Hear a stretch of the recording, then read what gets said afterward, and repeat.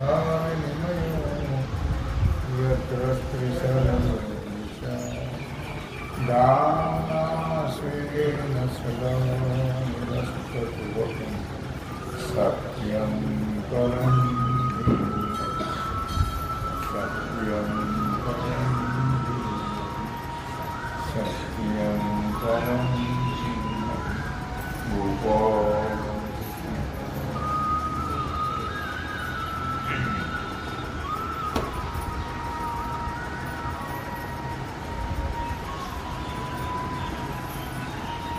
जगत्प्रहेयास्पद एक सार्वभौम पद न मरणे निर्विवाद जगा पडी. भगवान सिद्धेश्वराच्या आश्रमात श्री रुक्मिणी पांडुरंगाच्या चरणावर बसले. श्री सद्गुरु ज्ञानेश्वर महाराज, श्री जगद्गुरु तुकाराम महाराज, श्री संत एकनाथ महाराज यांच्या चरण सानिध्यामध्ये आपण सर्वजण मिळून महान ग्रंथराज ज्ञानेश्वरीच्या 16व्या अध्यायाच्या 231 ओळीचा विचार करतो आहे. विषय आहे असुरी संपत्ती.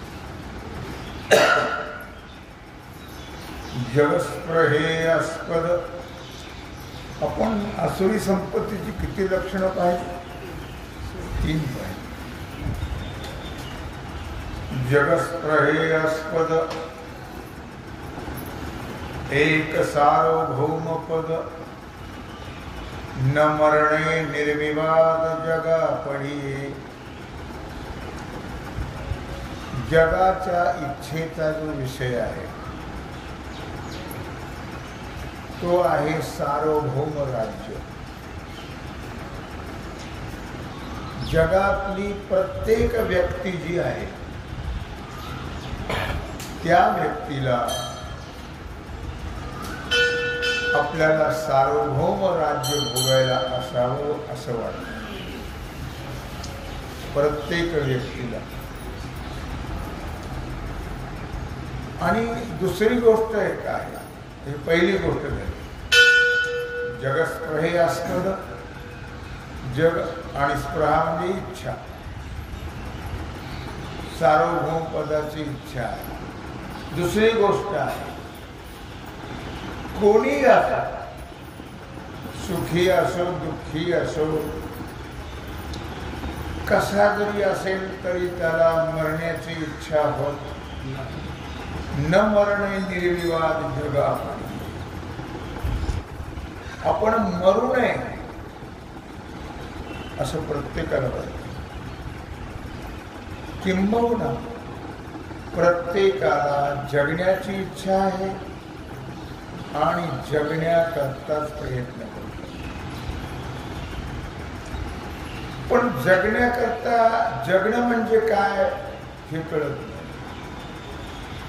त्याच्याकरता काय प्रयत्न केले पाहिजे हेही कळत नाही. हा देह राहणं म्हणजे जगणं आहे का? नाही. हा देह राहणं म्हणजे जगणं नाही. हा तर नाशिवंत आहे. येथे नाही उरो आले अवतार एरती पामर जीवते. ब्रह्मादिकाला सुद्धा मरावं. जे जगाची उत्पत्ती करणारा ब्रह्मदेव आहे तो सुद्धा मरतो. सर्व देवांचा राजा आहे देवराज, त्याला सुद्धा मरावं लागतं. ब्रह्मदेवाच्या एका दिवसाला 14 इंद्राचे मळे जातात. 14 इंद्राचे.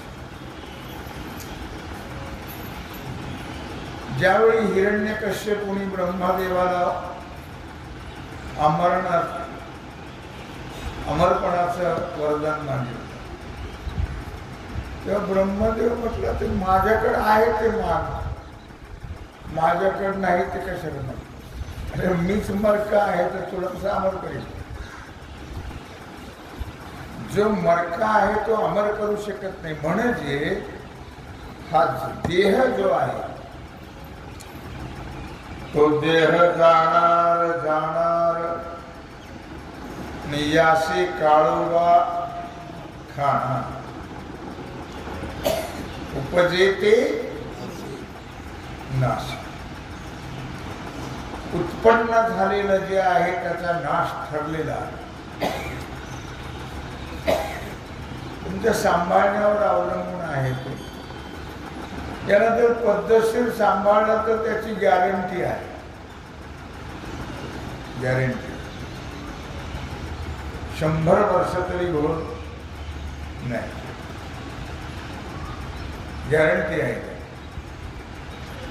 पण त्याला सांभाळलं तर पद्धतशीर जर सांभाळलं तर आपलं प्रत्येकाचं शरीर हे त्रिधातुक आहे.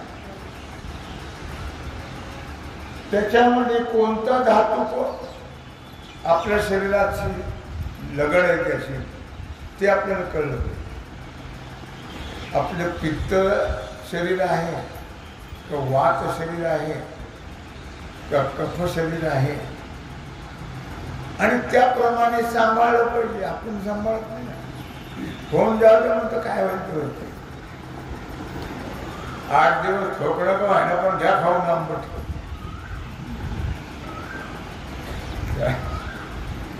आपल्याला मसाल्याचे पदार्थ खराब करतात. आमच्याकडे काळा मसाला खराब आहे. तिखटच खराब आहे. तिखटाने शक्ती वाढत आयुष्य वाढत कमी होत. पण आपल्याला तर ते फार आवडतं. घरचंच खाऊ बाहेरचं खाऊ. बाहेरचं चांगलं. हा मुलं बाहेर शिकायला गेले की खराब होतं. चांगलं नसतं बाहेरचं खाणं. पण आपल्याला बाहेरचं जास्त आवडतं. आपली प्रकृती आपण सांभाळत नाही. मला हे सांगायचं. कसं राहावं कसं काय खावं किती खावं कुठं खावं याचा विचार आपण करत नाही. म्हणून लवकर चौघाच्या खांद्यावर नेहण्याची पाळी जाण्याची नेहण्याची ते आपण सांभाळलं पाहिजे. मरणार तर देह तर पडणार आहे. ते कोणी असो त्याचे काय बद्दल.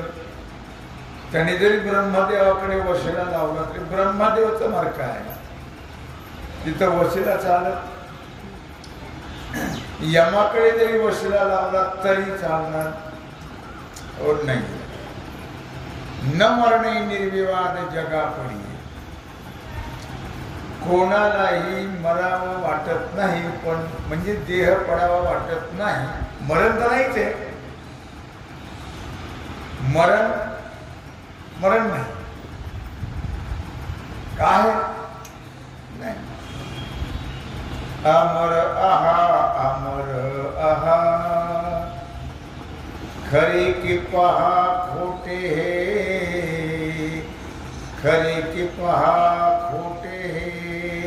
न म्हणा देह माझा ऐसा मग भरवसा कळेल. मग भरवसा कळेल. तुम्ही अमरच आहात. फक्त देहाला माझं म्हणून.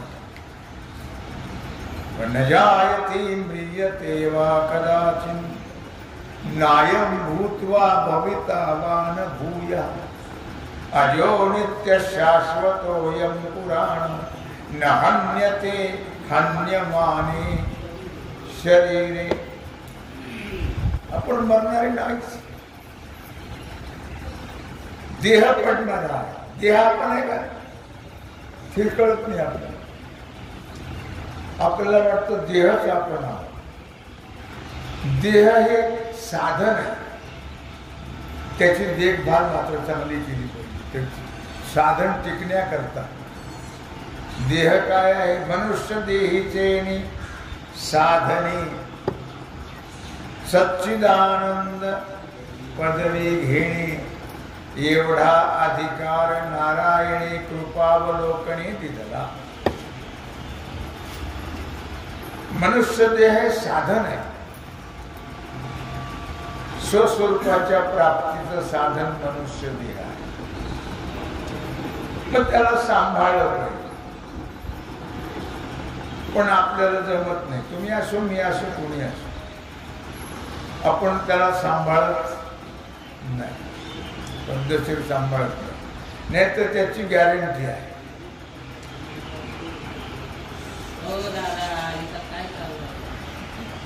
निदान तिथपर्यंत तरी आपण नक्कीच राहा.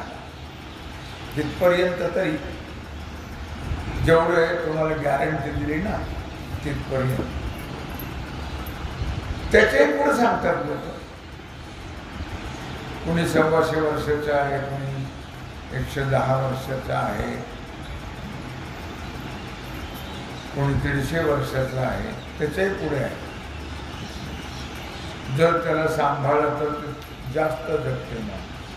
पण आपली गॅरंटी जर 100 वर्षाची आहे, तर ते 100 वर्ष सुद्धा हल्ली जगत, त्याचं कारण त्याचा जो वापर आहे तो पद्धतशीरपणे केला जातो. त्याचे जे पथ्य आहेत, त्याचे जे नियम आहेत, ते आपण पाळत. देह असावा वाटतो, पण देहाचे पथ्य सांभाळले जात नाही, त्याचे नियम पाळले जात हो नाही.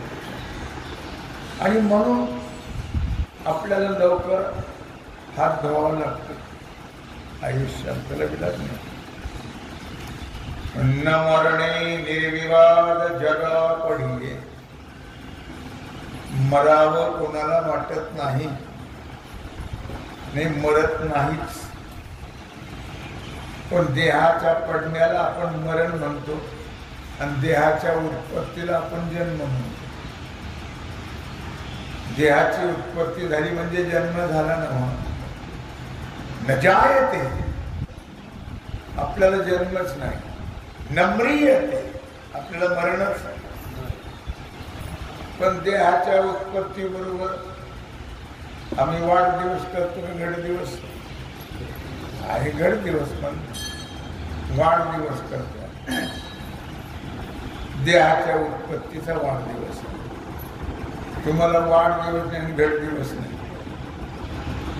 आपण देह नाहीये.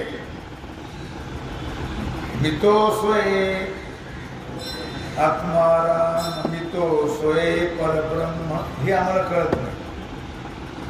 हे कळतही नाही आणि कळावं असं वाटतही नाही. चाललंय चाललंय चाललंय, कशाला जास्त विचार करायचा. चाललंय ते बरं आहे.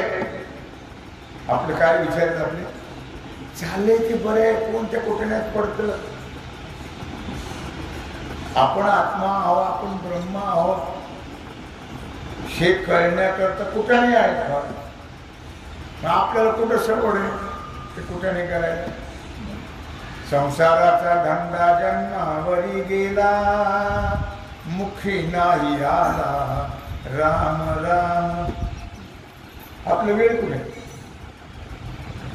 आपला असाच वेळ जास्त. शेवट नाही येतं का द्यावं लागा, शेवट नाही आम्हाला. थांब, एक दिवशी तुला शेवट होईल.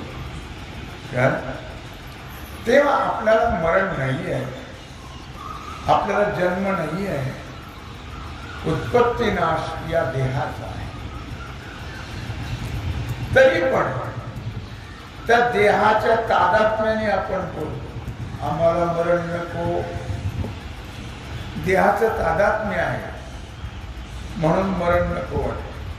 मरण नाही हे नक्कीच. महाराजांनी अनेक ठिकाणी म्हटलेलं आहे, माझं मरणच मेलं म्हटलं. माझं मरणच मेले. महाराज मरणच नाही तर आपुले मरण पाहिले मी डोळा. मी माझं मरण डोळ्याने पाहिलं.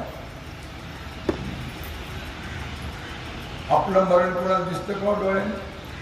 महाराज म्हणतात मी पाहिजे, पण याचा अर्थ मरण नाही आपल्याला. तरी परंतु या देहाचा नाश व्हावा असं वाटत नाही. जरी आपल्याला देह कळला नाही, देह वेगळा आपण वेगळं जरी कळलं नाही, तरी देह तादात्म्य घेऊन आपण त्याचा विचार करत असतो किंवा आपल्याला मरण प्राप्त होऊ नये, आपला देह पडू नये, असा जर विचार आपल्याला पटत असेल तर त्याच्याकरता मात्र प्रयत्न करणं, कष्ट करणं आवश्यक आहे. ही सगळ्या जगाची इच्छा आहे ती.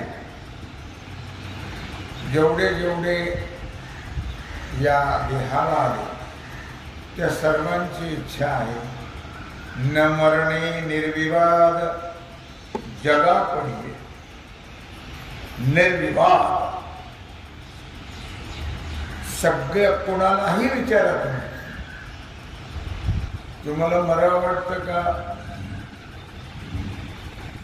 ते म्हणतात तुम्ही का मरत नाही आमच्यावरची, आमची का वाट बघता? नाही, तुम्हाला मी एकदा गोष्ट सांगितली होती.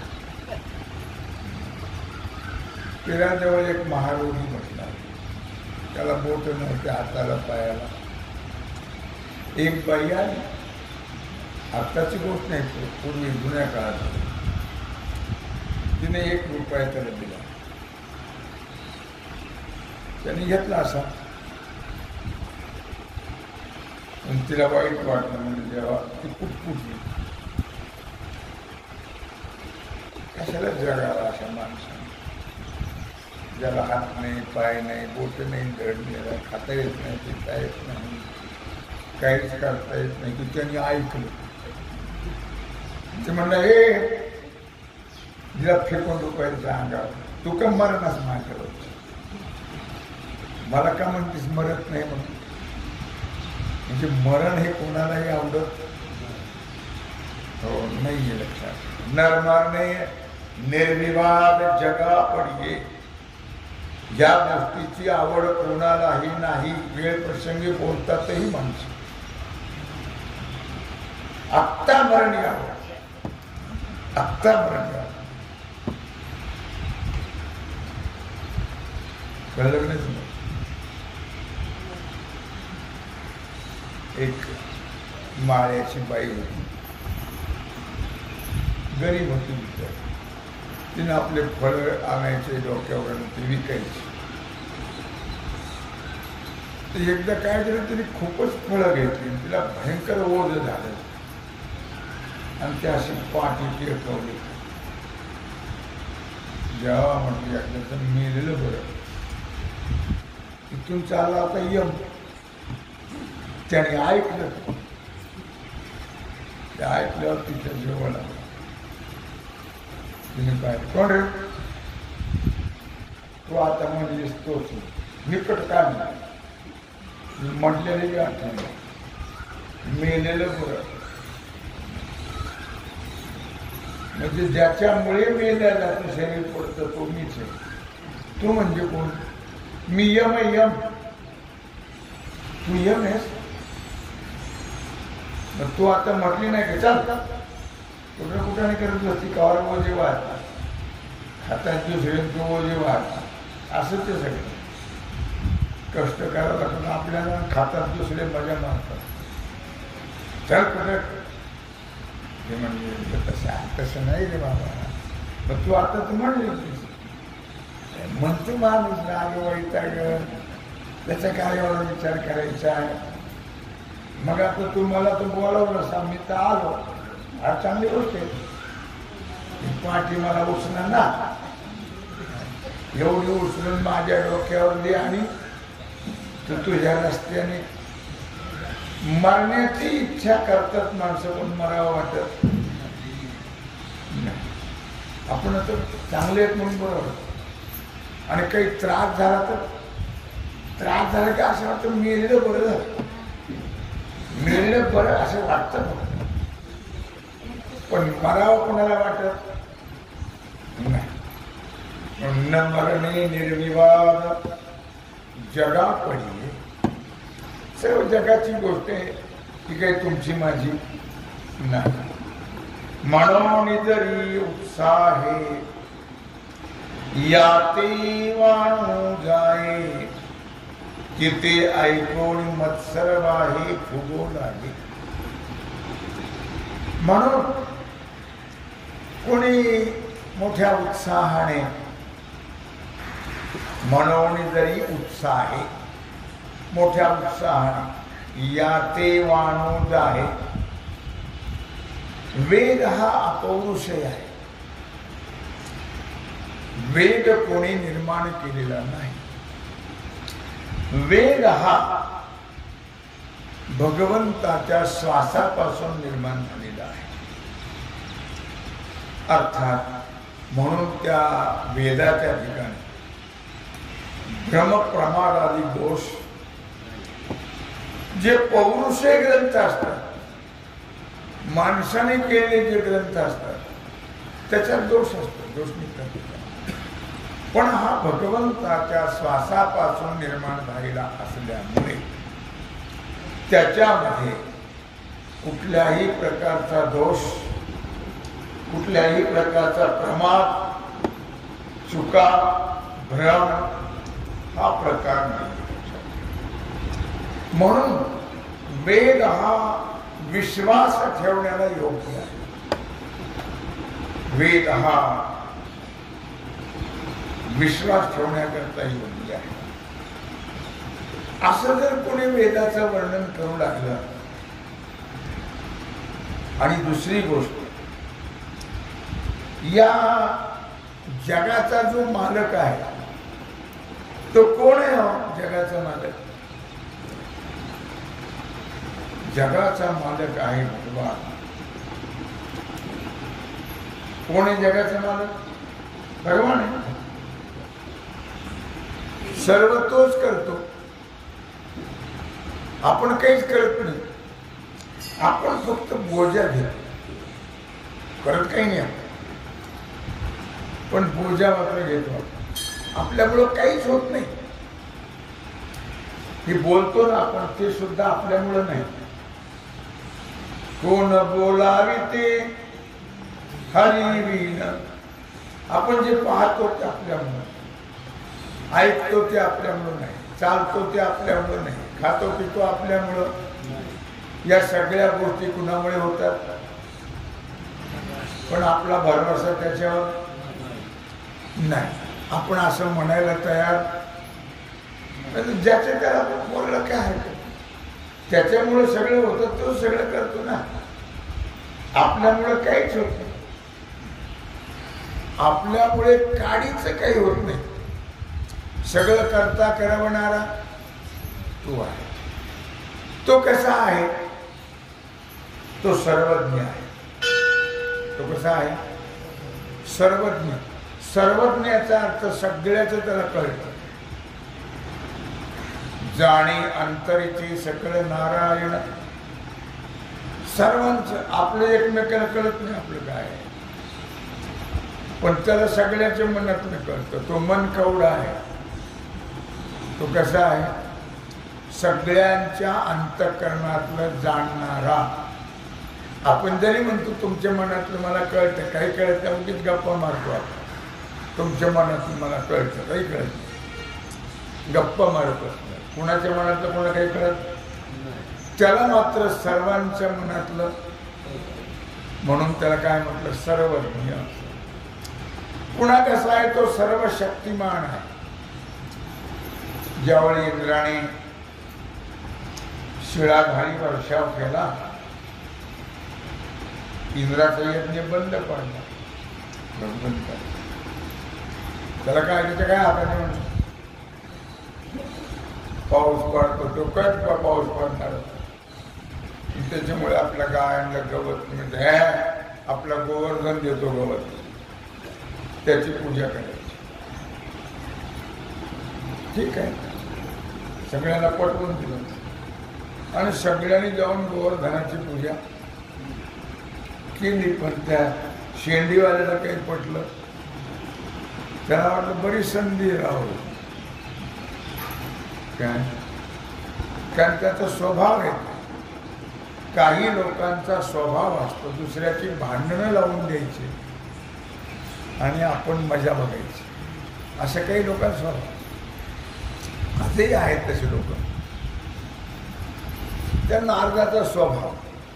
ते गेलं इंद्र लोक काय वेड आहे तुला काही कळतं की नाही? म्हणजे काय कळायचं? म्हणजे आज तुझी पूजा असते ना? म्हणले हो. मग त्याने त्या डोंगराची पूजा केली. असं मग त्याला राग आला. कोणाला अपमान सहन होतो का? नाही. त्याला आला राग. मग त्याने दिली आज्ञा, संवर्तक मेघाला गोकुळातला खडा सुद्धा राहता कामा नाही. सगळं वाहून गेलं पहिले, काही राहता कामा. ठीक आहे, साखळ्या तोडल्या संवर्तक मेघाच्या. आणि मग काय शिलाधारी वर्ष. भगवंतांनी विचार केला, अरे हो, त्याला सगळं कळतं, सर्वज्ञ येतो. म्हणले देवा बघ, आता तुझ्या म्हणण्याप्रमाणे कृष्ण केले ना आम्ही. जरा काय वाटलं आपण सुकून बघतो. सुकून स्वभाव आहे सुकून बघायचं. एखादी बाई नाही की एखादा बाबा माळ हातात धरायची. यांना पिराचं आहे का? तोच हरी असं म्हणलं की नाही, असं म्हणलं की होय. त्याच्या हातच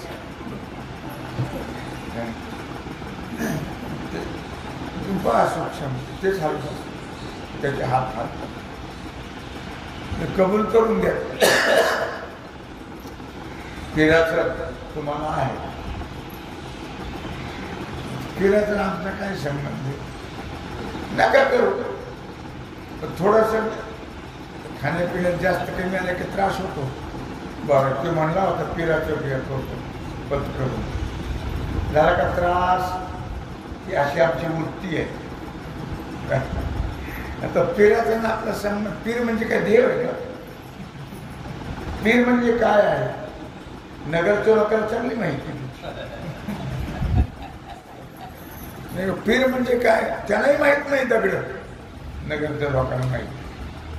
पूजा करतात ही गोष्ट खरी, पण पीर म्हणजे काय?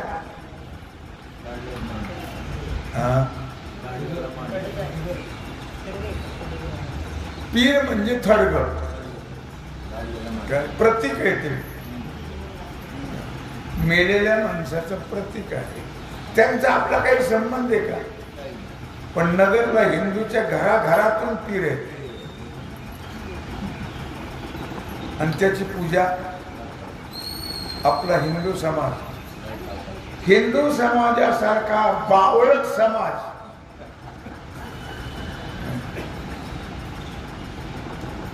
आज बोलत नाही. आज वेगळा दिवस आहे, जाऊ द्या.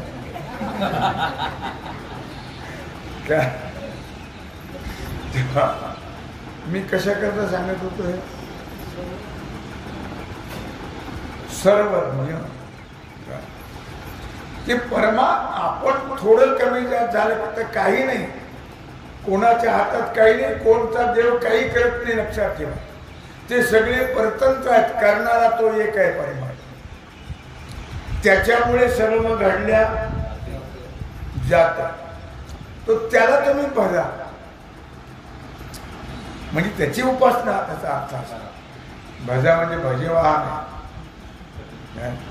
त्याची उपासना करा. मग कुठल्याही प्रकारचं दुःख संकट येणार नाही. बाकी दुनिया करा, कुठलाही देव काही करू शकत नाही. तो परतंत्र आहे.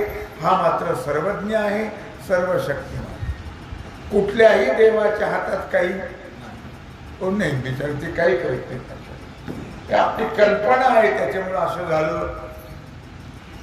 खंडोबाची तळी उचलली नाही म्हणून मान वाकडी झाली. तुळजापूरला गेलं नाही म्हणून खरू झाली. काय तेव्हा अशी कल्पना आहे आपली. तुळजापूरला गेल्यामुळे खरू झाली नाही आणि खंडोबानी मान वाकडे केले नाही. हे बिचारे सगळे देवा हा केलं तर चांगलंच करते, वाईट कोणाचंही करत, पण आमच्या भावना कशा आहेत बघा. परमात्मा हा सर्वज्ञ आहे, सर्व शक्तिमान आहे आणि सर्व करणारा तो आहे. त्याच्यामुळे सर्व घडल्या, त्याच्यामुळे सर्व होतं. दुःख निवृत्त करणारा तो आहे, सुख देणाराही तोच आहे. दुसरं कोणी दुःखाची निवृत्ती करत नाही आणि सुखही देत नाही लक्षात. आणि म्हणून त्या एका परमात्म्याची उपासना करणं, त्याचा द्वेष नको आहे, त्याचा मत्सर नको आहे. आम्ही द्वेष करतो, आम्ही त्याचा मत्सर करतो लक्षात. राम झालाच, इथून तयारी आहे. राम झाला नाही लक्षात, आमची तयारी आहे. बाकी अल्लाला आम्ही मानतो, पण रामाला मानायला तयार नाही. हा आहे आपला हिंदू समाज. असं वाटलं काय करतो. तेव्हा मला मुद्दा काय सांगायचा आहे, परमात्मा कसा आहे वेदाने त्याचं वर्णन केलेलं आहे. ईश्वर हा जगाचं सर्व कार्य करत्या, जगाचं सर्व कार्य त्या परमात्म्यामुळे, उत्पत्ती म्हणा, लय म्हणा, पालन म्हणा, नाश म्हणा, या सगळ्या गोष्टी त्या परमात्म्यामुळे होतात. तो परमात्मा कसा या उभीचा आपण विचार करतो आहोत. म्हणून जरी उत्साह आहे याते वाणू जाय की ते ऐकोनी मत सर्व आहे फुगून आहे. याचा विचार आपण करतो आहोत. तेव्हा झालेली सेवा भगवत चरणी समर्पित करून राहिला जो सेवेचा भाग आहे तो आपण पुंडलिक वरदा श्री ज्ञान